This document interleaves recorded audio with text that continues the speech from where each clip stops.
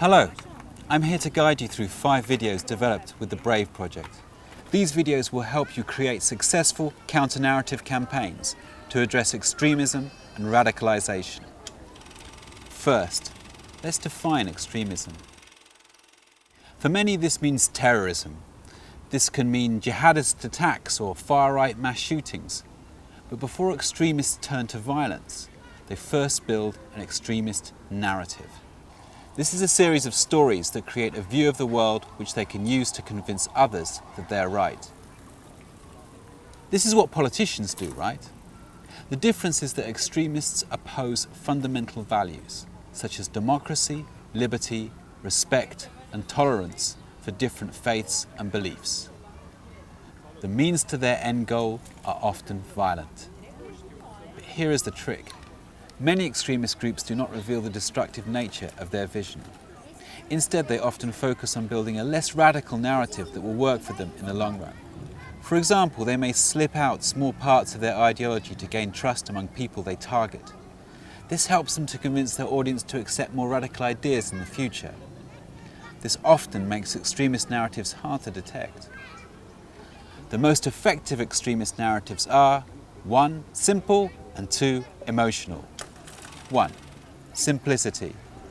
When people are overwhelmed with a confusing world and information overload, they need answers.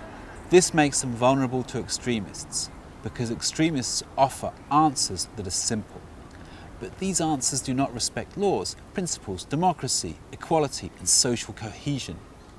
Extremists will construct a narrative of small stories which do not seem radical and hook you in to the idea that someone is providing an answer to the problem, and then they will offer you the means to that closure. For example, poverty in an inner city. This can lead to violence and crime. The simple solution is to use more cops and put the lawbreakers in jail.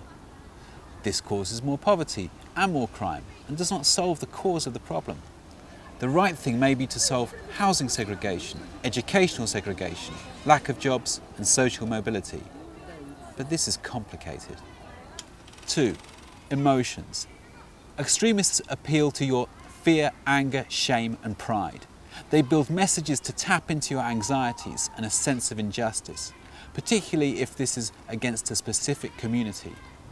In a town where many people are unemployed, if the citizens see that there are immigrants being employed, they may feel that they are being ignored and that immigrants are undercutting their wages.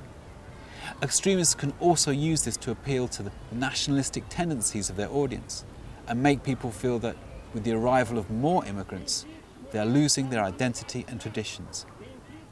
However, they use these grievances and fears to pursue their own ideological agenda, one that is concerned with excluding particular groups of people from society or planting a feeling of mistrust towards the system. At worst, this can lead to violence towards these vulnerable groups or terrorist acts against the government. What are some of the methods extremists use to share their narratives? Online, extremists might use pictures, video and music spread across a number of different social media platforms.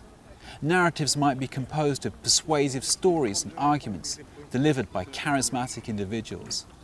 They might combine facts with half-truths and misinformation.